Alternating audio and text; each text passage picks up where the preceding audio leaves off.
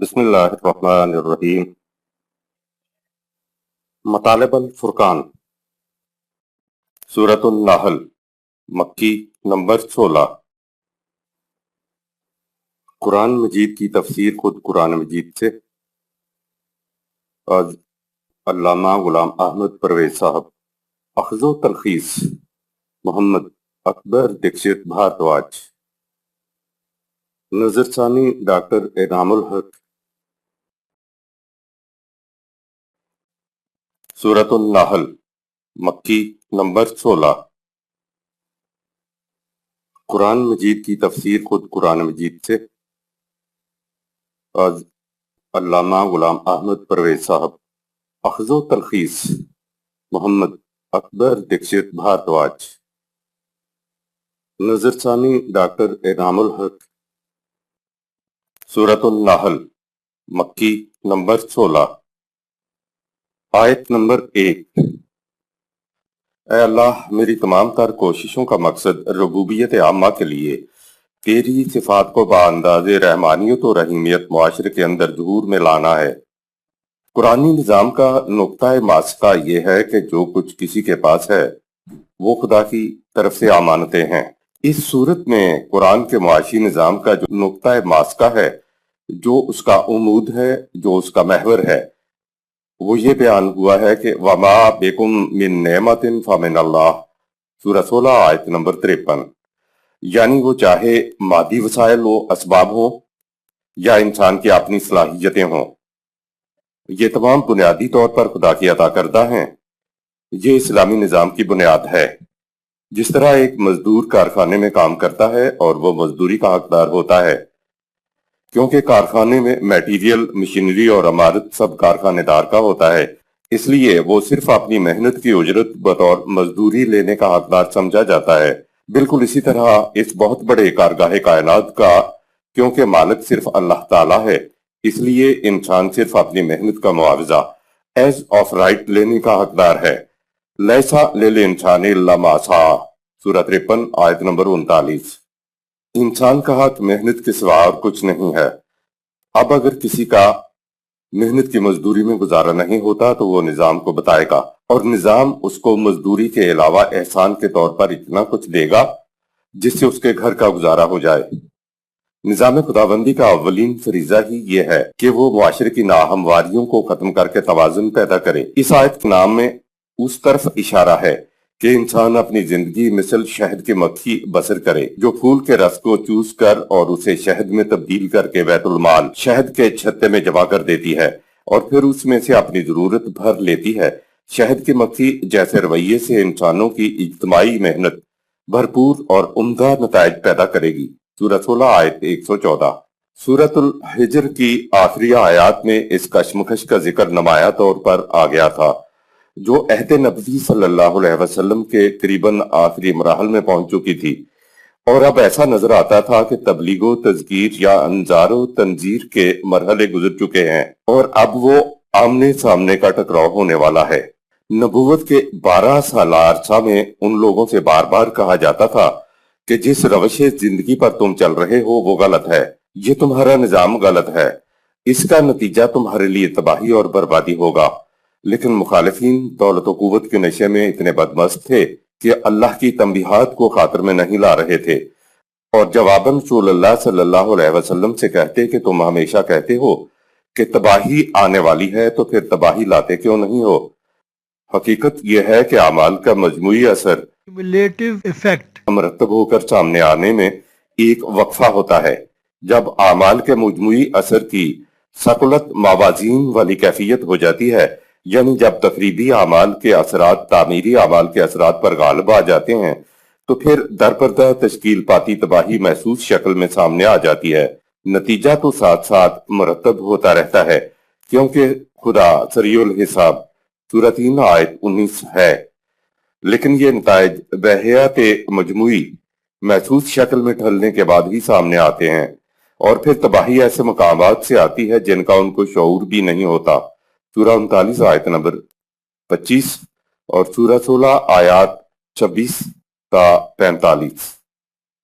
سورہ الحجر میں جہاں سے بات ختم ہوئی تھی اس کے الفاظ یہ ہیں، اور اے رسول اپنے پروردگار کی محکومیت پورے طور پر اختیار کرتے چلے جاؤ، یہاں تک کہ تمہارا دعویٰ صحیح نظام کے نتائج خوشگوار اور غلط نظام کے نتائج تباہی و بربادی ہوتے ہیں، ایک ٹھوس حقیقت کے طور پر ابھر کر تمہارے دعویٰ کا ثبوت بن کر سامنے آ جائیں۔ سورہ 15 آیت 99۔ سورہ النحل میں سابقہ سورۃ الحجر کے تواتر میں ارشاد خداوندی ہے کہ آیت نمبر 1، أتى أمر الله فلا تستعجلوه سبحانه وتعالى عما يشركون۔ اے مخالفین، عنقریب تمہاری تباہی کے لیے خدا کا حکم صادر ہو چکا ہے، تم اس کے لیے اس قدر جلدی کیوں مچا رہے ہو؟ جن قوتوں کو تم خدا کا ہمسر قرار دیتے ہو، خدا ان قوتوں سے بہت بلند و بالا ہے۔ انبیاء اکرام کا پیغام 2 حصوں انذار و تبشیر پر مشتمل ہوتا تھا۔ اے مخالفین، اللہ کا رسول تمہاری تباہی کے متعلق جو کچھ کہہ رہا ہے وہ اپنی طرف سے نہیں کہہ رہا ہے، بلکہ خدا کی وحی کی بنا پر کہہ رہا ہے۔ امر اللہ سورہ 16 آیت نمبر 1، یعنی خدا کی وحی کو بڑی قوتوں کے مالک ملائکہ ڈیوائن فورسز لے کر آتے ہیں، جو خدا کی اسکیموں کو بروئے کار لانے کی مخصوص مگر غیر محسوس قوتیں رکھتے ہیں، اور اللہ وحی کو انسانوں تک پہنچانے کے لیے اپنے قانون مشیت کی روح سے انسانوں ہی میں سے ایک شخص کو بطور نبی منتخب کر لیتا تھا۔ چونکہ وحی کی روح سے انبیاء کی کہی ہوئی باتیں اللہ کی طرف سے ہوتی ہیں، اس لیے کبھی غلط ثابت نہیں ہوتی۔ انبیاء اکرام کے پیغامات 2 حصوں پر مشتمل ہوتے تھے، ایک انذار جس کے تحت انسانوں کو قوانین خداوندی کے خلاف اعمال کے برے نتائج سے آگاہ کیا جاتا تھا، اور دوسرا حصہ تبشیر کا ہوتا تھا۔ پیغامات تبشیر کے تحت انسانوں کو قوانین خداوندی کے مطابق اعمال کے اچھے نتائج سے آگاہ کیا جاتا تھا۔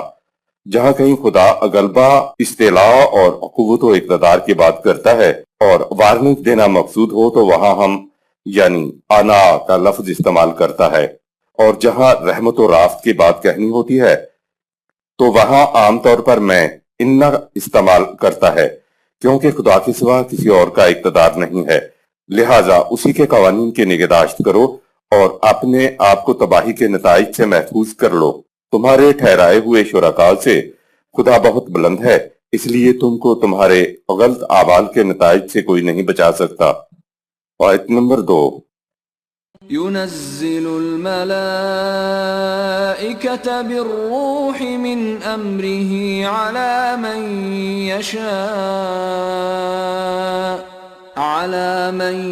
يشاء من عباده أن أنذروا أنه لا إله إلا أنا فاتقون۔ وہ اپنے قانون مشیت کے مطابق اپنے بندوں میں سے جس کی طرف مناسب سمجھتا ہے ملائکہ کو اپنے امر میں سے وحی دے کر بھیجتا ہے، تاکہ اس وحی کے ذریعے لوگوں کو آگاہ کر دیا جائے کہ نمبر 1 کائنات میں اختیار و اقتدار صرف خدا کا ہے، کسی اور کا نہیں ہے، اور نمبر 2 یہ کہ اسی کے قوانین کی نگہداشت کرنی چاہیے۔ روح کے معنی وحی، رہنمائی، ڈائریکشنز اور توانائی ہیں۔ انسانی روح کا قرآن میں ذکر نہیں ہے۔ اس آیت میں لفظ بالروح سورہ 16 آیت نمبر 2 آیا ہے، اور سمجھا جاتا ہے کہ انسان کے مرنے کے ساتھ ہی انسانی روح بدن سے نکل جاتی ہے، لیکن اس تصور کے ساتھ قرآن میں انسانوں کی روح کا کہیں ذکر نہیں ہے۔ قرآن کے مطابق تو روح ایک توانائی کو کہتے ہیں۔ قرآن کے برعکس مادہ یا میٹر کے مقابلے میں یہ روح کا پرانا یونانی تصور تھا، جس کے لیے انہوں نے لفظ سپیرٹ ایجاد کیا اور کہیں سول کا لفظ استعمال کیا۔ پھر جب یونانی ترجمے فلسفے میں ڈھلے تو عباسیوں کے دور میں ان اصطلاحی الفاظ کا عربی ترجمہ روح سے کر دیا گیا۔ قرآن کریم تو روح کا لفظ انسان کے لیے استعمال ہی نہیں کرتا، اس کے لیے اس نے نفس کا لفظ استعمال کیا ہے، جس کے معنی انسانی ذات کے ہوتے ہیں۔ علم النفس سائیکالوجی نے نفس کے لیے سپرٹ یا سول کے بجائے سیلف یا سائیکے کے الفاظ استعمال کیے ہیں، اور اسی کو قرآن نے 1400 سال پیشتر نفس کہہ کر پکارا تھا۔ قرآن میں نہ تو مروجہ مفہوم میں روح انسانی کا لفظ ہے اور نہ ہی انسان کی روحانیت کا کوئی ذکر ہے۔ قرآن میں ہے وَيَسْأَلُونَكَ عَنِ الرُّوحِ قُلِ الرُّوحُ مِنْ أَمْرِ رَبِّي وَمَا أُوتِيتُم مِنَ الْعِلْمِ إِلَّا قَلِيلًا، سورہ 17 آیت نمبر 85۔ یہ تجھ سے روح کی بابت دریافت کرتے ہیں، ان سے کہو روح تو میرے خدا کے امر میں سے ہے اور تمہیں اس کا بہت تھوڑا علم دیا گیا ہے۔ اس سے اگلی آیت میں روح کی تشریح کر دی گئی کہ وَلَئِن شِئْنَا لَنَذْهَبَنَّ بِالَّذِي أَوْحَيْنَا إِلَيْكَ ثُمَّ لَتَجِدُ لَكَ بِهِ عَلَيْنَا وَكِيلًا، سورہ 17 آیت نمبر 86۔ یہ وہی تیرے فکر کی پیدا کردہ چیز نہیں ہے، یہ تو ہماری مشیت کی چیز ہے، ہم چاہیں تو یہ سارے کا سارا علم واپس لے لیں۔ اس آیت میں وحی کا لفظ جو عالم امر کے علم میں سے انسانوں کو بذریعہ انبیاء بہت تھوڑا علم دیا گیا ہے۔ انسانی فکر کی چیز وحی نہیں ہوتی، لہذا روح سے مراد ہے وحی الہی۔ اس میں بڑی قوت ہوتی ہے بشرطے کہ اس کے پیچھے قوت نافذہ بھی ہو، تو بات یوں بنی کہ روح یعنی وحی امر ربی ہے۔ اب سوال پیدا ہوتا ہے کہ امر سے کیا مراد ہے؟ امر اور امیر دونوں کا ایک ہی مادہ ہے۔ امیر کے معنی عربوں کے ہاں دوران سفر صحراؤں میں راستے کی پہچان کے لیے چھوٹے چھوٹے پتھر نشان راہ کے طور پر رکھے چلے جاتے تھے۔ یہ نشانات ان کے ہاں امور کہلاتے تھے، یعنی راستے کی نشاندہی کرنا۔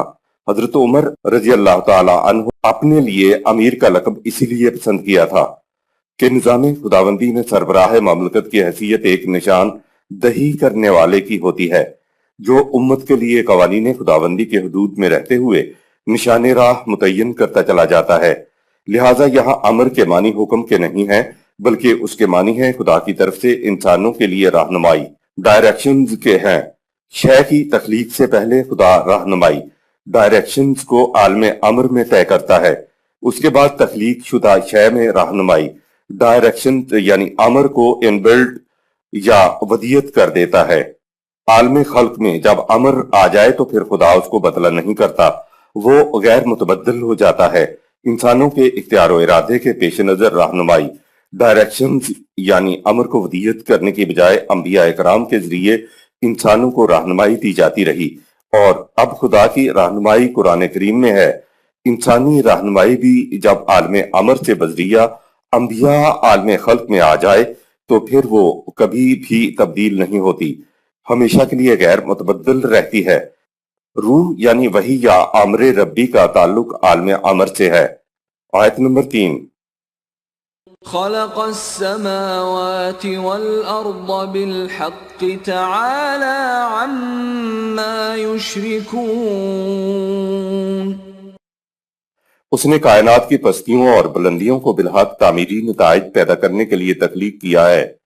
جن قوتوں کو لوگ خدا کی کار فرمائی میں شریک ٹھہراتے ہیں، خدا ان سے بہت بلند و بالا ہے، وہ اپنے اقتدار کے لیے کسی کا محتاج نہیں ہے۔ افلاطون کے نظریہ کے مطابق یہ کائنات ایک تصوراتی دنیا ہے، حقیقی طور پر یہ اپنا ٹھوس وجود نہیں رکھتی۔ اس کے برعکس قرآن کہتا ہے یہ کائنات تصوراتی دنیا نہیں ہے، بلکہ یہ ایک حقیقت ہے، بالحق ہے۔ It does exist in reality۔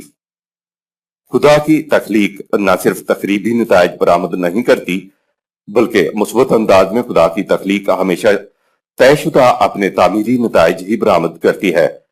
لہٰذا اچھے اعمال کا اچھا نتیجہ اس لیے ہوتا ہے کہ اچھے اعمال کائناتی قوانین سے ہم آہنگ ہوتے ہیں، جبکہ برے اعمال کا برا نتیجہ اس لیے ہوتا ہے کہ برے اعمال کائنات کے قانون سے ہم آہنگ نہیں ہوتے۔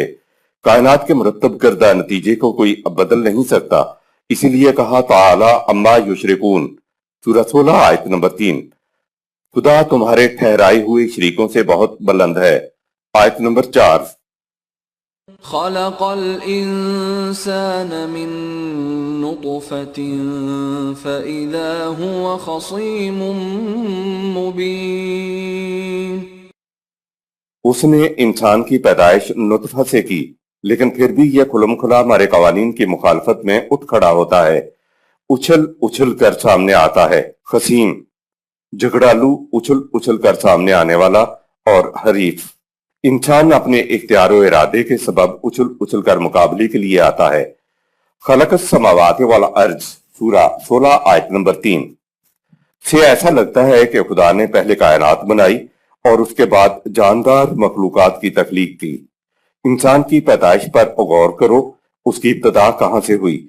एक जरसोमाए जिंदगी से, जिसके मुतल्लिक इंसान का जहन जमाना नुजूल में नहीं पहुंच सकता था कि इस जरसोमे के अंदर जो बच्चा पोशीदा है वो इस तरह वजूद पजीर होगा। ये मुमकिनात की दुनिया खुदा के आलम अमर से मुतल्लिक है। इंसान तो इतना भी नहीं जान सकता था कि इस जरसोमे के अंदर क्या क्या पोशीदा है। किस तरह नशो नुमा पाके ये जीता जागता इतना बड़ा इंसान बन जाएगा। ये इसलिए मुमकिन हुआ कि खुदा ने अपनी तख्लीक को बिलहक पैदा किया है। इंसान की तख्लीक को देखो और उसकी खुदा के कवानीन से मुकाबलेबाजियां भी देखो जो उसके अंदर उसके इख्तियार और इरादे से नमू पाई हैं। अगर इंसान कवानीन खुदाबंदी के मुताबिक अमल करे तो उसकी पोशीदा मुमकिनात सलाहियतों की नशोनुमा होती है, और मुखालफत करे तो उसकी इम्कानी सलाहियतें दबी की दबी रह जाती हैं, और दबी मुमकिनात वाले लोग ही दरअसल खसारे में रहने वाले हैं। आयत नंबर 5, वल्अनआम खलक़हा लकुम फीहा दिफ्उ व मनाफिउ व मिन्हा तअकुलून। और उसने तुम्हारे फायदे के लिए मवेशियों को पैदा किया, उनकी ऊन और खालों से तुम जिस्म को गर्मी पहुंचाने के लिए लिबास बनाते हो। उसके अलावा कई और मुनफात बख्श चीजें भी उनमें हैं, और उन्हीं में से ऐसे जानवर भी हैं जिनका तुम गोश्त खाते हो। लकुम, तुम्हारे लिए, तुम सब इंसानों के लिए। अगर सामान्य जीस्त को तबकात में महदूद कर दिया गया है तो वो लकुम न रहेगा। लकुम लाम और कुम का मजमुआ है। अरबी ज़बान में लाम मलकियत के लिए भी आता है और सिर्फ नफा के लिए भी आता है। जब यह लाम खुदा के लिए आएगा तो मलकियत के मानों में आएगा। मसलन लिल्लाहि मुल्कुस समावात वल अर्ज़, सूरा 24 आयत नंबर 42, सूरा 42 आयत नंबर 49, या वल्लाहु मिरासुस समावात वल अर्ज़, सूरा 3 आयत नंबर 189। और जहां इंसानों के लिए लाम आएगा तो ये सिर्फ मुनफात के मानी में आएगा कि इससे तुम फायदा उठा सकते हो। इस आयत में मवेशियों का अफादी पहलू, यूटिलिटेरियन एस्पेक्ट का जिक्र है, और अगली आयत में जमालियाती पहलू, एस्थेटिक एस्पेक्ट का जिक्र आता है। आयत नंबर 6, वलकुम फीहा जमालुन हीन तुरीहून व हीन तसरहून। मरमरी और शबनमी फिजा में जब तुम मवेशियों को सुबह सवेरे बाहर जंगल में चराने के लिए ले जाते हो, या शाम के शफक और सुकूत अफजा समय में उन्हें चराकर वापस लाते हो, तो ये मनाजर तुम्हारे लिए हुस्न जमाल की किस कदर दिलावेज कैफियतें अपने अंदर लिए होते हैं। खुदा ने अपनी तख्लीक में हुस्न जमाल भी रखा ताकि इंसान के जज्बा तहसीन हुस्न की तस्कीन हो सके। हैवानात की जिंदगी के लिए सिर्फ तबई सामान जीस्त की जरूरत होती है, लेकिन इंसान के अंदर तो एक जज्बा होता है, एक ख्वाहिश होती है, एक आरजू होती है, और वो बहुत बड़ी चीज है। जज्बा तहसीन हुस्न, एस्थेटिक एस्पेक्ट यानी जमालियाती पहलू भी इंसान के अंदर होता है। जमालियात का जज्बा खालस इंसानी जिंदगी से शुरू होता है, हैवानी जिंदगी में ये नहीं होता, और उन इंसानों में भी जो उस ज़ौक़े लतीफ से बहरा याब नहीं होते, इनमें भी ये जज्बा नहीं होता। ऐसे इंसानों की हैवानी सतह की जिंदगी होती है। तहसीन जमाल दरअसल कायनात का जमालियाती पहलू है। मजहब की दुनिया में इसका तस्वर भी नहीं किया जा सकता। मजहब में तो इस दुनिया और उस दुनिया की तमाम जीनत की चीजों को काबिले नफरत करार दिया जाता है। मजहब की दुनिया के अंदर तर्क मादा में बड़ी महराज समझी जाती है। कुरान ने कहा कि मवेशियों में फायदे के साथ ही वलकुम जमालुन, और उन मवेशियों में तुम्हारे लिए जमालियाती पहलू है। इसी ज़ौक़े लतीफ़ के जमालियाती पहलू के तहत एक इंसान दूसरे इंसान की खूबियों को सराहता है, जबकि जानवर एक दूसरे को नहीं सराहते। आयत नंबर 7, وَتَحْمِلُ أَثْقَالَكُمْ إِلَى بَلَدٍ لَّمْ تَكُونُوا بَالِغِيهِ إِلَّا بِشِقِّ الْأَنفُسِ إِنَّ رَبَّكُمْ لَرَءُوفٌ رَّحِيمٌ۔ یہی جانور تمہاری بردباری کے سامان کو اٹھا کر دور و نزدیک ایسی جگہوں پر لے جاتے ہیں جہاں ان کی مدد کے بغیر تم شدید مشقت کے بغیر نہیں پہنچ سکتے تھے۔ یقیناً خدا کا نظام ربوبیت جو کائنات کی وسعتوں میں از خود جاری و ساری ہے، کس قدر رافت و رحمت کا سامان اپنے اندر رکھتا ہے۔ رعوف، رافت نہایت نازک چیز ہوتی ہے، یہ محبت سے بھی اگلا جذبہ ہوتا ہے۔ رافت کے اندر لطافت ہوتی ہے اور رافت ان امور کو دفع کرتی ہے جو رحمت کے برعکس ضرر رساں ہوں۔ اس میں جمالیاتی پہلو ہوتا ہے۔ رحیم اس لفظ کے مفہوم میں سامان نشو و نما بہم پہنچانا اور ایسے امور بہم پہنچانے کا مفہوم ہے جو راحت رساں ہوں اور وہ آسودہ خاطر ہوں۔ یہ جمالیاتی پہلو ہے۔ رحیم سامان نشو و نما کے لیے ہے، اس کے تحت انسان کے افادی پہلو کی تسکین ہوتی ہے، جبکہ رعوف رافت ضرر رساں امور کو دور کر کے راحت پہنچاتی ہے۔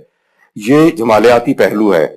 قرآن رحیمیت و رافت کو اس لیے ساتھ لایا کیونکہ زندگی کے یہی دو پہلو ہیں۔ آیت نمبر 8۔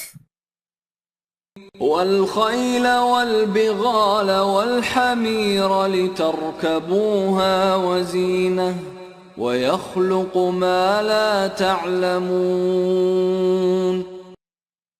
اور اسی نے گھوڑے، خچر اور گدھوں کو پیدا کیا جن سے تم سواری کا کام لیتے ہو، اور اس کے ساتھ ہی یہ جانور تمہارے لیے موجب زینت بھی ہیں۔ ان کے علاوہ وہ اور بھی بہت سی چیزیں پیدا کرتا رہتا ہے جن کا تمہیں ابھی علم نہیں ہے۔ سواری کے جانوروں کو خدا نے بڑا ہی خوش شکل بنایا ہے۔ ان جانوروں میں انسان کے لیے زینت کا سامان بھی ہے اور ساتھ ہی ان میں افادی پہلو بھی ہے۔ یہاں بھی قرآن نے جمالیاتی اور افادی پہلوؤں کا ذکر کیا ہے۔ جنت میں استعمال کا سامان جو ملے گا وہ ہے خالص ریشم کے لٹکائے ہوئے دبیز پردے، جڑے ہوئے مرصع صوفے، موتی زیورات، سونے چاندی کے برتن، بلوری آبھورے، سراہیاں، پیالے اور حریر و اطلس کا لباس۔ جب جنت میں یہ سب حلال ہیں تو دنیا میں ان کو کس طرح حرام قرار دیا جا سکتا ہے؟ اور کون ہے جو اللہ کی حلال کردہ اشیاء کو حرام ٹھہرا سکے؟ یہ چیزیں تو حیات الدنیا اور حیات الآخرت دونوں میں خالصتاً مومن کے لیے ہیں۔ سورہ 7 آیت نمبر 32۔ آیت نمبر 9۔ وَعَلَى اللَّهِ قَصْدُ السَّبِيلِ وَمِنْهَا جَائِرٌ وَلَوْ شَاءَ لَهَدَاكُمْ أَجْمَعِينَ۔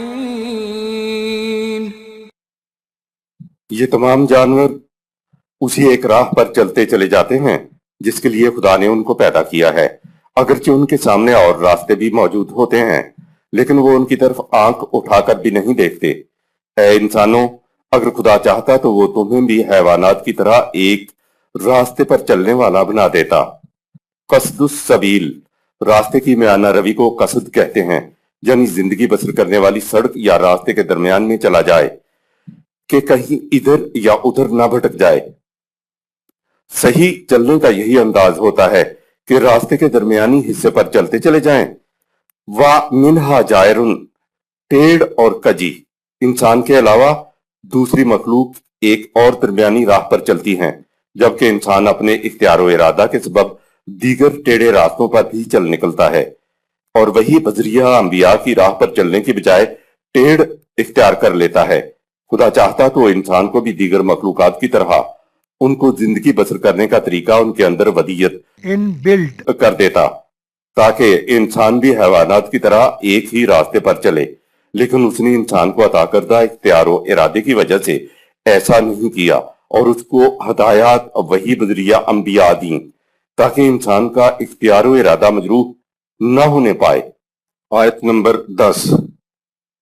هو الذي أنزل من السماء ماء لكم منه شراب ومنه شجر فيه تسيمون.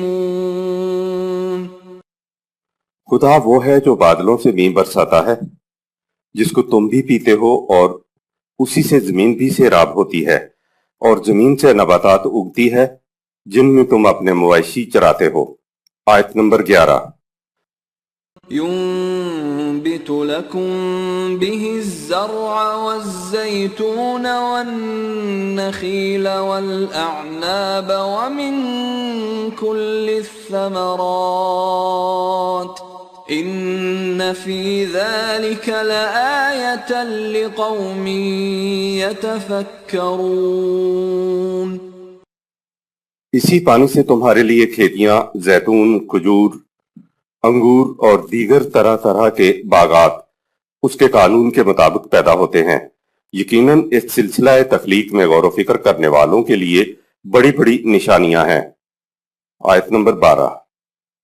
وَسَخَّرَ لَكُمُ اللَّيْلَ وَالنَّهَارَ وَالشَّمْسَ وَالْقَمَرَ وَالنُّجُومُ مُسَخَّرَاتٌ بِأَمْرِهِ إِنَّ فِي ذَلِكَ لَآيَاتٍ لِقَوْمٍ يَعْقِلُونَ. اور اس نے رات، دن، چاند اور سورج کو تمہارے فائدے کے لیے اپنے قانون کی زنجیروں میں جکڑ رکھا ہے، اور ستارے بھی اس کے قانون کی روح سے تمہارے فائدے کے لیے مسخر ہیں. یقیناً قوانین خداوندی کی زنجیروں کو عقل و فکر سے سمجھنے والوں کے لیے حقیقت تک پہنچنے کے لیے بڑی نشانیاں ہیں. ایک محاورہ جس پر مذہبی حلقوں نے کبھی غور نہیں کیا بڑا ہی پسندیدہ سمجھا جاتا ہے کہ شریعت میں عقل اور شرم کو دخل نہیں ہوتا، اور یہ کہ سب سے پہلے جس نے عقل استعمال کی وہ شیطان تھا. گویا مذہب میں بے عقل بھی ہونا چاہیے تاکہ شیطانی عمل سے بچا جائے، اور ساتھ ہی بے شرم بھی ہونا چاہیے. کیا بات ہے مذہب کی! دراصل شیطان نے جذبات سے کام لیا تھا، عقل سے کام نہیں لیا تھا، اور شیطان نام ہے انسان کے بے باک جذبات کا. آیت نمبر 13. وَمَا ذَرَأَ لَكُمْ فِي الْأَرْضِ مُخْتَلِفًا أَلْوَانُهُ إِنَّ فِي ذَلِكَ لَآيَةً لِقَوْمٍ يَذَّكَّرُونَ. اور زمین میں اس کے قانون کے مطابق جو کچھ تمہارے لیے پیدا ہوتا ہے اس پر غور کرو. یقیناً اس میں بھی جو لوگ قوانین خداوندی کو اطاعت کے لیے اپنے سامنے رکھتے ہیں ان کے لیے منزل مقصود تک پہنچنے کے نشانات ہیں. مذہبی اور قرآنی ذکر میں فرق. ذکر عربی زبان میں جب کسی شے کی حفاظت کرنا مقصود ہو تو اس شے کو ہر وقت نگاہوں کے سامنے رکھا جاتا ہے تاکہ وہ شے کوئی ادھر ادھر نہ کر لے.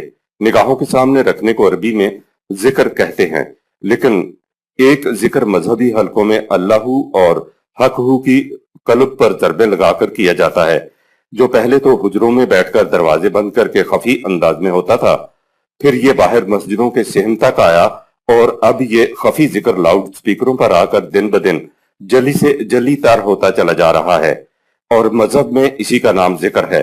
دوسرا ذکر قرآنی ہے جو غور و فکر، عقل و بصیرت سے کام لینے سے سامنے آتا ہے. دیکھیے لِقَوْمٍ یَتَفَکَّرُونَ سورہ 16 آیت نمبر 11، لِقَوْمٍ یَعْقِلُونَ سورہ 16 آیت نمبر 12. عقل و فکر سے کام لینے کے بعد کہیں جا کر انسان قرآنی ذکر کرنے کے قابل ہوتا ہے. قوانین خداوندی اور سلسلہ ربوبیت پر عقل و فکر سے کام لے کر اور غور و فکر کرنے کے بعد انسان اس نتیجے پر پہنچتا ہے کہ جب قوانین خداوندی کے مطابق سلسلہ کائنات بحسن و خوبی ارتقائی منازل طے کرتا چلا جا رہا ہے تو انسان اور اس کی ذات کا ارتقا بھی قوانین خداوندی کی اطاعت کرنے میں ہے. اطاعت کرنے کی خاطر جب انسان ہر وقت قوانین خداوندی کو اپنے سامنے رکھے گا تو یہ قرآنی ذکر ہوگا جو مذہب کے ذکر سے بالکل مختلف ہے، اس لیے نتیجے کے اعتبار سے بھی یکسر مختلف ہوگا. آیت نمبر 14.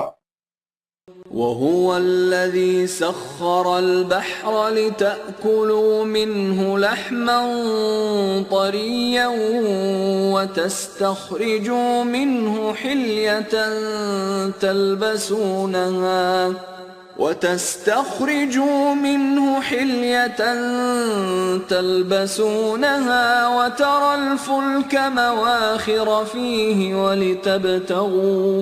وَلِتَبْتَغُوا مِنْ فَضْلِهِ وَلَعَلَّكُمْ تَشْكُرُونَ۔ اور وہی خدا ہے جس نے سمندر کو تمہاری نفع رسانی کے لیے اپنے قوانین کی زنجیروں میں جکڑ رکھا ہے تاکہ تم اس سے تر و تازہ گوشت کھاؤ اور پہننے کے لیے زیورات کے لیے موتی نکالو، اور تم دیکھتے ہو کہ جہاز کس طرح سمندر کو چیرتے ہوئے چلتے چلے جاتے ہیں تاکہ تم دور دور تک تلاش معاش کرو اور تمہاری کوششیں بھرپور نتائج پیدا کر سکیں۔ لحمن طریًّا، تازہ بتازہ گوشت، ہلیتن، موتی۔ لحمن طریًّا کہہ کر قرآن افادی پہلو کو سامنے لا رہا ہے، اور موتی کہہ کر قرآن پھر جمالیاتی پہلو کی طرف آیا ہے۔ یہ دونوں حیوان کی نہیں انسان کی ضرورتیں ہیں۔ فضل ہی، اس کا فضل، فضل کے معنی ہے سامان معیشت۔ اس لفظ میں سامان معیشت کو انسانیت کے لیے سنبھال کر رکھنا بھی آ جاتا ہے۔ لعلکم تشکرون، تاکہ تمہاری محنتیں بھرپور نتائج پیدا کریں۔ آیت نمبر 15۔ وَأَلْقَى فِي الْأَرْضِ رَوَاسِيَ أَن تَمِيدَ بِكُمْ وَأَنْهَارًا وَسُبُلًا لَعَلَّكُمْ تَهْتَدُونَ۔ اور اس نے زمین کو ایسا بنایا کہ تمہیں آرام و سکون سے اپنی گود میں پنگھوڑے کی طرح لے کر گھومتی رہے، اور اس میں پہاڑ پیدا کر دیے جن میں تمہارے لیے بہت سے فوائد ہیں، اور زمین میں تمہارے لیے دریا اور خشکی کے راستے بنا دیے تاکہ تم اپنی منزل مقصود تک پہنچ جایا کرو۔ تمیدہ بکم، تمہیں آرام و سکون سے پنگھوڑے کی طرح گود میں لیے ہوئے ہے۔ رواسی، پہاڑ، سبلن، راستے، لعلکم تہتدون، تاکہ تم صحیح منزل تک پہنچ جاؤ۔ آیت نمبر 16۔ وَعَلَامَاتٍ وَبِالنَّجْمِ هُمْ يَهْتَدُونَ۔ پہاڑوں میں راستے، دریا اور خشکی کے راستے دن کے وقت تمہارے سفر کرنے کے لیے علامات ہیں، اور رات کے سفر میں انمٹ نشان راہ کے لیے روشن ستارے بنا دیے تاکہ تم صحیح سمت میں چل سکو۔ آیت نمبر 17۔ أَفَمَن يَخْلُقُ كَمَن لَّا يَخْلُقُ أَفَلَا تَذَكَّرُونَ۔ خدا کی تخلیق پر غور کرو اور سوچو کہ کیا وہ جو سب کچھ پیدا کرنے والا ہے اس کے برابر ہو جائے گا جو کچھ بھی پیدا نہیں کر سکتے؟ کیا تم اتنی سی بات بھی نہیں سمجھ سکتے؟ سابقہ آیات میں قرآن کریم نے کائنات میں جس قدر انسانوں کے لیے سامان زیست پیدا کیا ہے ان میں سے بیشتر صرف اہم کا ذکر کیا ہے۔ ان اشیاء کے نہ صرف افادی پہلو کو وہ سامنے لایا ہے بلکہ جمالیاتی پہلو کا بھی ذکر کیا ہے۔ ان دونوں پہلوؤں کو گنانے کے بعد قرآن اپنے مقصد کی طرف آ گیا جب کہا کہ کیا تمہارے ٹھہرائے ہوئے شریک جو کچھ بھی تخلیق نہیں کر سکتے کیا وہ اس خدا کے برابر ہو جائیں گے جو سب کچھ تخلیق کرتا ہے؟ سورہ 16 آیت نمبر 17۔ مختلف موجودہ چیزوں کو مختلف تناسب سے ملا کر نئی نئی چیزیں بناتے چلے جانا تخلیق کہلاتا ہے، اور بغیر کسی سابقہ مسالے کے کسی شے کو عدم سے نتھنگنیس سے وجود پذیر بینگ کر دینا خدا کی صفت فاطر اور بدیع ہے۔ مثلا بدیع السماوات والارض سورہ 2 آیت 117، عدم کو چیر کر کائنات بنائی، اور فاطرت السماوات والارض سورہ 12 آیت نمبر 101، عدم کو چیر کر کائنات بنائی۔ آیت نمبر 18۔ وَإِن تَعُدُّوا نِعْمَةَ اللَّهِ لَا تُحْصُوهَا إِنَّ اللَّهَ لَغَفُورٌ رَّحِيمٌ۔ یہ تو صرف چند چیزوں کا ذکر ہے، ورنہ اگر تم خدا کی عطا کردہ نعمتوں کو شمار کرنا چاہو تو وہ تمہارے ہیتائے شمار میں نہ آ سکیں گی۔ ان نعمتوں میں سے ایک تو وہ ہیں جو تقریبی قوتوں سے تمہاری حفاظت کرتی ہیں، اور دوسری وہ ہیں جو تمہارے لیے سامان نشو و نما کا انتظام کرتی ہیں۔ غفور، خدا کی وہ صفت ہے جو تقریبی قوتوں سے حفاظت کرتی ہے۔ رحیم، خدا کی وہ صفت ہے جو سامان نشو و نما پہ ہم پہنچاتی ہے۔ آیت نمبر 19۔ واللہ یعلم ما تسرون وما تعلنون۔ وہ جانتا ہے کہ تمہاری کون کون سی مضمر صلاحیتیں نشو و نما پا کر مشہود ہو چکی ہیں اور کون کون سی ابھی تک پوشیدہ ہیں۔ تم سے اس وقت کیا ظاہر ہوتا ہے اور کیا کچھ تمہاری صلاحیتیں ابھی پوشیدہ ہیں۔ خدا نے انسانی ذات کو خوابیدہ صلاحیتیں عطا فرمائی ہیں جن کی آج اور آئندہ کی حالت کو وہ جانتا ہے۔ عام معنی اس آیت کے یہ ہیں کہ ہم جانتے ہیں جو کچھ تم چھپاتے ہو اور جو کچھ تم ظاہر کرتے ہو، لیکن گہرائی میں دیکھا جائے تو انسان کے اندر کچھ مضمر صلاحیتیں پوٹینشیلٹیز ہوتی ہیں۔ یہ صلاحیتیں نشو و نما پانے کے بعد نمود یعنی ایکچولائز ہوتی ہیں۔ مثال کے طور پر علم حاصل کرنے کی صلاحیت انسانی بچے میں مضمر ہوتی ہے، یعنی یہ صلاحیت انسانی بچے میں تو صرف رون کی صورت میں چھپی ہوتی ہیں۔ جب بچے کو تعلیمی اور جسمانی نشو و نما دی جاتی ہے تو چھپی ہوئی صلاحیتیں تو صرف رون مشہود ہو کر یعنی ایکچولائز ہو کر طلوع نون ہو جاتی ہیں، یعنی چھپی ہوئی صلاحیتیں ظاہر ہو جاتی ہیں اور انسان کی باقی صلاحیتیں علم کی سطح بلند ہونے پر آشکارا ہوتی رہتی ہیں۔ لیکن خدا جانتا ہے کہ انسان کے اندر صلاحیتیں کتنی مشہود ہو چکی ہیں اور کتنی ابھی نامشہود باقی پڑی ہوئی ہیں۔ یہ صلاحیتیں نعمت خداوندی ہیں اور کہا یہ ہے کہ یہ صلاحیتیں اتنی زیادہ ہیں کہ تم ان کا احاطہ نہیں کر سکتے۔ نامعلوم انسان نے ابھی کیا کیا کچھ بننا ہے۔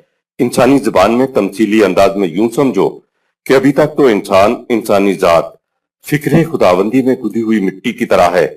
اس نے کیا کچھ بنتے چلے جانا ہے اس کو شاعر کی زبان میں سنو۔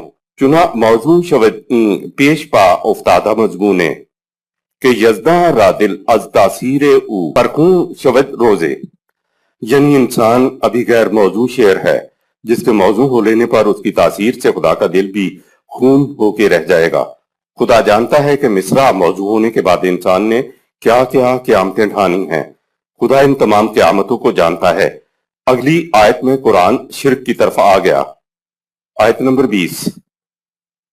والذین يدعون من دون اللہ لا يخلقون شیئا وهم يخلقون۔ اور جن قوتوں کو یہ لوگ خدا کے سوا اپنی مانگ پوری کرنے کے لیے پکارتے ہیں وہ نہ صرف کچھ پیدا نہیں کر سکتے بلکہ وہ تو خود خدا کی مخلوق ہیں، تو بھلا مخلوق بھی خالق کی ہمسر ہو سکتی ہے۔ آیت نمبر 21۔ اموات غیر احیاء وما يشعرون ایان یبعثون۔ تم مردوں تک سے بھی اپنی مرادیں مانگتے ہو اور انہیں خدائی میں شریک سمجھتے ہو۔ ان مردوں کو دوسری باتیں تو ایک طرف خود اپنے بارے میں بھی نہیں معلوم کہ وہ کب اٹھائے جائیں گے۔ غیر احیاء مردہ یعنی غیر زندہ۔ آیت نمبر 22۔ الہکم الہ واحد فالذین لا یؤمنون بالآخرة قلوبهم منکرة وهم مستکبرون۔ یقیناً کائنات میں صرف ایک ہی ہستی ایسی ہے جسے تم پر اقتدار حاصل ہے اور وہ خدا کی ذات ہے، لیکن جو لوگ مفاد عاجلہ دنیاوی زندگی کو ترجیح دیتے ہیں ان کا اخروی زندگی پر ایمان ہی نہیں ہوتا اور عقل خودبین کے بلبوتے پر اپنے آپ کو بڑا سمجھ کر غرور کرتے ہیں اور سرکشی اختیار کرتے ہیں۔ قلوب منکرہ والے مفاد خواہش کو ترجیح دینے والے ہوتے۔ قلوبہم منکراتن سورہ 16 آیت نمبر 22۔ وہ قلب جو صرف اپنا ہی مفاد سوچے، دوسروں کا مفاد نہ سوچے، ایسے قلب کو سیلف سینٹرڈ یا فریبکار یا خودغرض قلب کہتے ہیں۔ عقل کا فریضہ ہی یہ ہے کہ جس کی عقل ہے وہ صرف اسی کے مفاد کے متعلق فکر کرے۔ عقل کے اس فریضہ کو تحفظ خواہش یا سیلف پریزرویشن کہتے ہیں۔ عقل کے اس فریضہ کے سبب قلوبہم منکراتن کا مرض لاحق ہو جاتا ہے۔ مثلا مزدور کا بیٹا بیمار ہے، شام کو جو مزدوری ملے گی اس میں سے اس کے گھر کا خرچ تو چل سکتا ہے لیکن بیٹے کے علاج کے لیے پیسے نہیں بچتے۔ مزدور علاج کے لیے مزید رقم کا مطالبہ کرتا ہے تو منکرہ ذہنیت کہتی ہے نہ بھئی جتنا طے ہوا تھا میں نے دے دیا، میں نے تمہارے بیٹے کے علاج کا ٹھیکہ تو نہیں لیا ہوا ہے۔ محلے والے آ کر مزدور کی حمایت میں چند الفاظ بولتے ہیں تو وہ کہتا ہے نہ بھئی تم ان غریبوں کو نہیں جانتے، ان کو دیتے چلے جاؤ یہ مانگتے چلے جائیں گے۔ منکرہ ذہنیت یہ ہوتی ہے۔ قرآن نے قلب کو سوچنے سمجھنے کی صلاحیت کا مرکز قرار دیا ہے۔ آج بھی قلب کا ترجمہ نہیں ہو سکتا۔ قرآن نے کہا ہے قلب تو رکھتے ہیں لیکن ان سے سمجھنے سوچنے کا کام نہیں لیتے۔ سورہ 7 آیت نمبر 189۔ گویا سوچنے سمجھنے کی صلاحیت کا انسان کے پاس جو مرکز ہے اسے قرآن قلب کہہ کر پکارتا ہے۔ جو لوگ آخرت میں جواب دہی پر ایمان نہیں رکھتے ان کی عقل حدود فراموش ہو جاتی ہے، کسی قانون کے تابع نہیں رہتی۔ قرآن کے مطابق انسانی جذبات کے دو حصے ہیں۔ ایک وہ جذبات جن کو انسان خدا کی طرف سے دیے گئے علم وحی کے بغیر بروئے کار لائے۔ ایسے جذبات کی پیروی کا نتیجہ تخریب ہوتا ہے، تباہی ہوتا ہے۔ ایسے جذبات کو انگریزی میں irrational passions کہتے ہیں اور ان کو ہی بے باک جذبات بھی کہتے ہیں۔ انہی کو شیطان بھی کہا جاتا ہے۔ دوسرے وہ جذبات ہیں جن کو انسان خدا کی طرف سے دیے گئے علم یعنی وحی کی روشنی میں بروئے کار لائے۔ ایسے جذبات کی پیروی کا نتیجہ خوشگواری سربلندی ہوتا ہے، مرتبے بلند ہوتے ہیں۔ ایسے جذبات کو انگریزی میں ریشنل پیشنز کہتے ہیں۔ irrational وہ عقل ہے جو خود اپنا ہی تحفظ اور بھلا چاہتی ہے۔ اقبال نے ریشنل عقل کا نام عقل جہاں بین رکھا ہے اور irrational عقل کا نام عقل خود بین رکھا ہے۔ عقل بغیر وحی کی روشنی کے اپنے فریضہ تحفظ خواہش سے آگے جا ہی نہیں سکتی، اور اسی کو قرآن نے منکرہ کہا ہے۔ کام تو عقل ہی کرتی ہے لیکن اس کی پس پشت جذبات ہوتے ہیں۔ لہٰذا جب جذبات اور عقل کو وحی کے بغیر تنہا چھوڑ دیا جائے تو عقل و جذبات صرف اس متعلقہ فرد کے مفاد کا تحفظ اور بھلائی کے فکر مند ہوتے ہیں جن کی وہ عقل اور جذبات ہوتے ہیں۔ یہ عقل پر الزام نہیں ہے کہ وہ ایسا کیوں کرتی ہے، اس کا تو فریضہ ہی یہ ہے۔ وحی کی روشنی کے بغیر تنہا عقل و جذبات کو قلوبہم منکراتن کہا گیا ہے، کیونکہ منکرہ عقل وہم مستکبرون سورہ 16 آیت 22 ہو جاتی ہے، یعنی متکبر ہو جاتی ہے۔ وہ قوانین خداوندی سے سرکشی برتتی ہے۔ جو ہی عقل قوانین خداوندی سے سرکشی برتتی ہے تو وہ منکرہ ہو جاتی ہے۔ انسان طبعی جسم اور ذات دونوں سے عبارت ہے۔ موت سے جسم تو اسی دنیا میں منتشر ہو جاتا ہے، جبکہ انسانی ذات خدا کے قانون مکافات کے مطابق برآمدہ اچھے یا برے اعمال کے نتائج کا اخروی زندگی میں سامنا کرے گی۔ یہ ہے ایمان بالآخرت۔ آیت نمبر 23۔ لا جرم ان اللہ يعلم ما يسرون وما يعلنون انہ لا يحب المستکبرین۔ نظام خداوندی سے انکار کی وجہ سے خدا بے خبر نہیں، وہ جانتا ہے کہ ان کے دل میں کیا ہے اور ظاہر کیا کرتے ہیں۔ جو لوگ نظام خداوندی سے اس طرح تکبر و سرکشی اختیار کریں تو وہ خدا یعنی قوانین خداوندی کی نگاہ میں پسندیدہ قرار نہیں پا سکتے۔ بلا شبہ وہ متکبرین کو پسند نہیں کرتا۔ سے مراد یہ ہے کہ جو قوانین خداوندی سے سرکشی برتیں وہ اس کی نگاہ میں پسندیدہ نہیں ہو سکتے۔ ناپسندیدگی کے محسوس معنی یہ ہے کہ جو خوشگوار نتائج وہ چاہتے ہیں کہ ان کے اعمال سے مرتب ہو، وہ نتائج ان کے اعمال سے مرتب نہیں ہوتے۔ آیت نمبر 24۔ وَإِذَا قِيلَ لَهُم مَّاذَا أَنزَلَ رَبُّكُمْ قَالُوا أَسَاطِيرُ الْأَوَّلِينَ۔ اور جب ان سے کہا جاتا ہے کہ جو کچھ تمہارے نشو و نما دینے والے نے نازل کیا ہے ذرا اس پر غور کرو، تو غرور و تکبر سے سر ہلاتے ہوئے کہہ دیتے ہیں یہ تو گزرے ہوئے لوگوں کی داستانیں ہیں، ان میں رکھا ہی کیا ہے۔ قرآن سابقہ اقوام کی داستانیں ان پر غور کرنے اور عبرت پکڑنے کے لیے بیان کرتا ہے کہ اگر تم نے اپنے معاشی، معاشرتی، سیاسی، تمدنی اور سماجی نظام کو قوانین خداوندی کے مطابق استوار نہ کیا تو اقوام نوح علیہ السلام، عاد و سمود اور فرعون کی طرح تباہ و برباد ہو جاؤ گے۔ آیت نمبر 25۔ لِيَحْمِلُوا أَوْزَارَهُمْ كَامِلَةً يَوْمَ الْقِيَامَةِ وَمِنْ أَوْزَارِ الَّذِينَ يُضِلُّونَهُمْ بِغَيْرِ عِلْمٍ أَلَا سَاءَ مَا يَزِرُونَ۔ یہ متکبرین وہ لوگ ہیں جو ظہور نتائج کے وقت اپنے اعمال کا پورا بوجھ اپنی پیٹھ پر لادے ہوئے ہوں گے اور ساتھ ہی ان لوگوں کے اعمال کے بوجھ کا بھی کچھ حصہ اٹھائیں گے جن کو یہ جہالت کی بنا پر گمراہ کر رہے ہیں۔ اف کس قدر برا ہے وہ بوجھ جسے یہ لوگ اپنے اوپر لادے چلے جا رہے ہیں۔ آیت نمبر 26۔ قد مكر الذين من قبلهم فأتى الله بنيانهم من القواعد فخر عليهم السقف من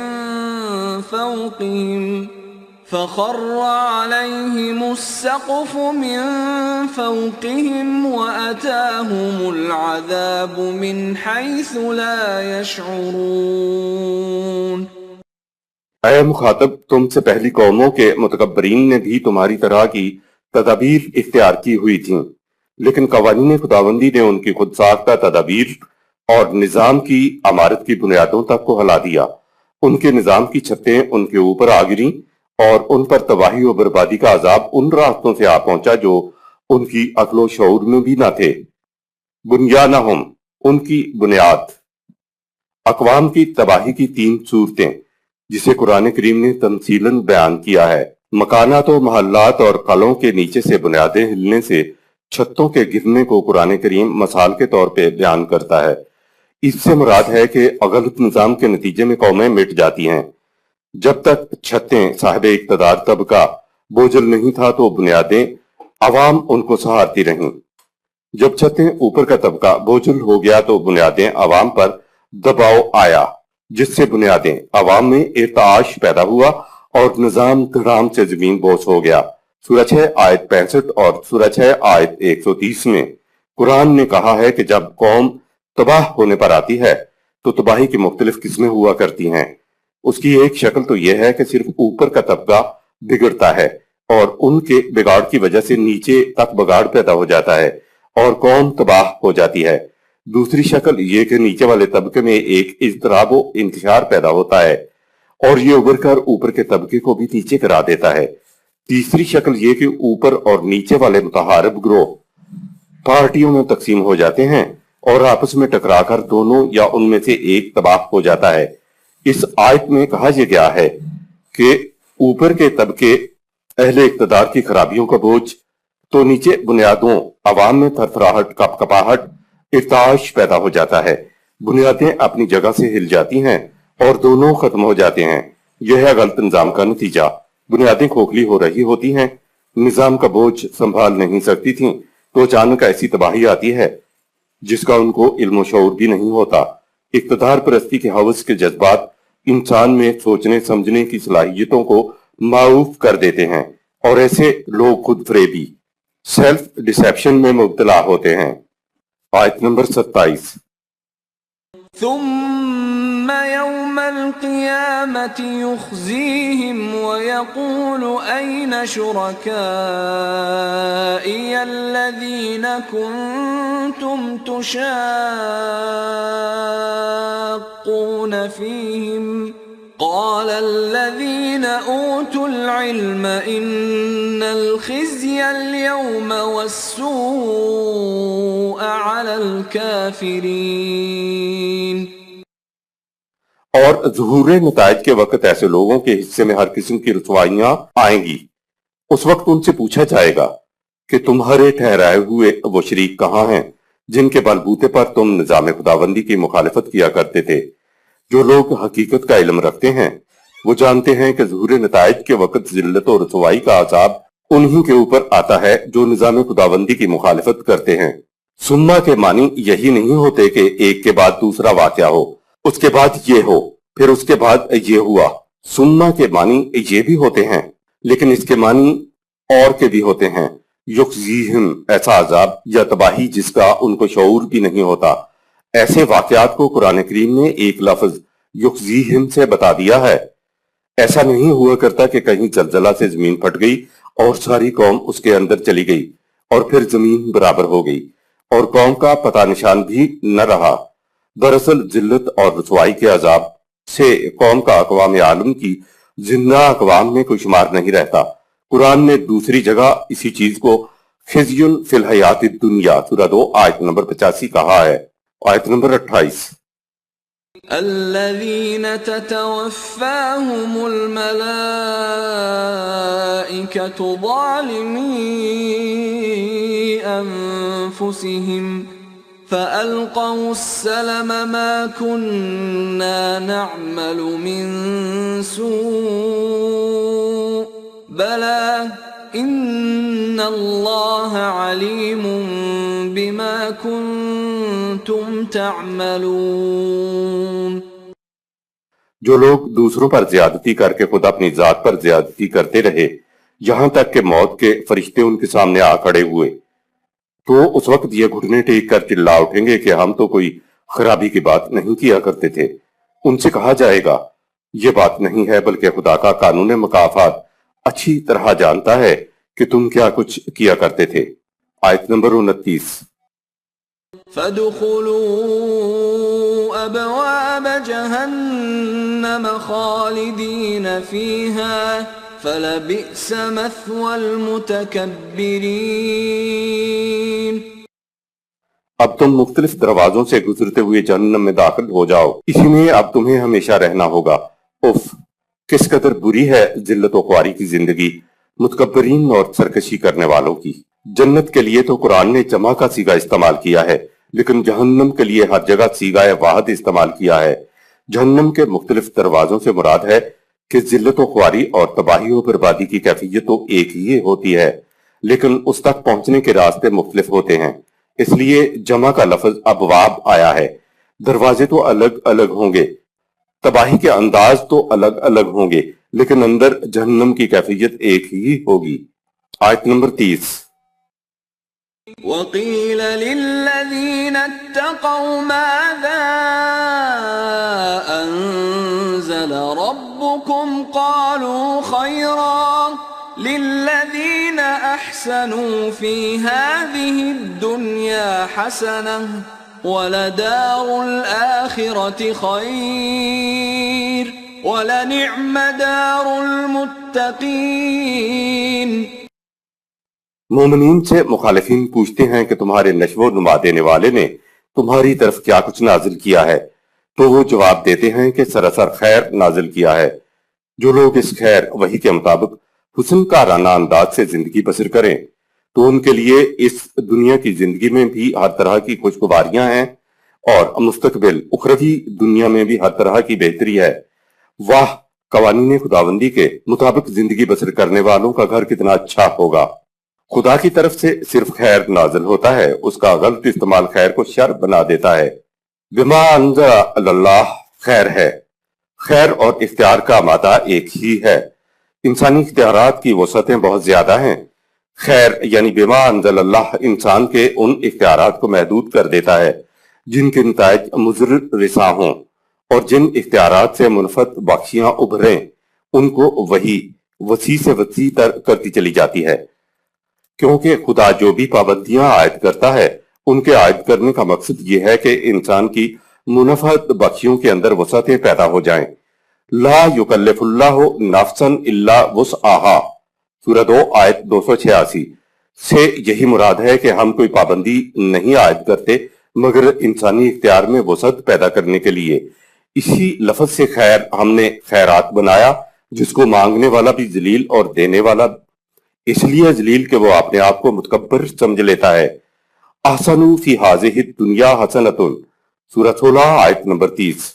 इसी दुनिया में तवाज़ुन बदोश जिंदगी बसर करने को मिलती है। जाहिर है कि आखिरत में खुशगवार जिंदगी दुनिया में तवाज़ुन बदोश जिंदगी बसर करने के नतीजे में मिलेगी, लेकिन मजहब सिर्फ उखरवी जिंदगी को खुशगवार दिखाता है। यह फर्क है मजहब और दीन में। मजहब ने कभी नहीं कहा कि जो काम तुम करते हो उसका सवाब तुम्हें इसी दुनिया में मिलेगा, वो सवाब को हमेशा आखिरत पर उठा रखता है। दुनिया मोमिन के लिए कैद खाना है और इसको चाहने वाले कुत्ते हैं। ये बातें ईसाइयत के तसव्वुफ की पैदा करता है और हमने उन्हें मंसूब कर दिया रसूलुल्लाह सल्लल्लाहु अलैहि वसल्लम की तरफ। माअज़ल्लाह। आयत नंबर 31। जन्नत جنات عدن يدخلونها تجري من تحتها الأنهار لهم فيها ما يشاءون كذلك يجزي الله المتقين۔ خیر کے مطابق زندگی بسر کرنے والے سدا بہار باغات کی خوشگواریوں میں داخل ہوں گے جن کی شادابیوں میں کبھی فرق نہیں آئے گا۔ اس میں وہ جو کچھ چاہیں گے انہیں ملے گا۔ خدا کا قانون مکافات متقیوں کے حسن عمل کا اس طرح بدلہ دیا کرتا ہے۔ جنات عدن ہمیشہ رہنے والے، جن سدا بہار باغات جن پر کبھی خزاں نہ آئے۔ تجری من تحتہا الانہار، عرب یہ الفاظ شادابیوں کے لیے بولتے ہیں۔ ہمیشہ جاری رہنے والا پانی باغات کو سدا بہار اور سرسبز و شاداب رکھنے کے لیے ہوتا ہے۔ لہم فیہا ما یشاؤن، جو چاہیں گے ان کو ملے گا۔ اس کے برعکس جہنم کا نقشہ کچھ اس طرح کا ہوگا، بے نیازی سے تیرے ناز اٹھائے کیا کیا، جو نہ مانگا وہ ملا، جو مانگا نہ ملا۔ مبدأ فیض سے بس اتنا گلہ ہے مجھ کو، جو نہ چاہا وہ ہوا، جو چاہا نہ ہوا۔ قرآن کہتا ہے کہ جنتی لوگ چاہیں گے ہی وہ جو خدا کہے گا کہ تم چاہو۔ سورہ 76 آیت نمبر 30، سورہ 81 آیت نمبر 29۔ اسی کو رضی اللہ عنہم ورضوا عنہ سورہ 5 آیت 119 کہتے ہیں، یعنی ان کی خواہشات، ان کے ارادے، ان کی آرزویں، ان کی تمام چیزیں خدا کے قانون سے ہم آہنگ ہو گئیں، اور خدا کے قانون کے نتائج ان لوگوں کے ساتھ ہم آہنگ ہو گئے۔ آیت نمبر 32۔ الذين تتوفاهم الملائكة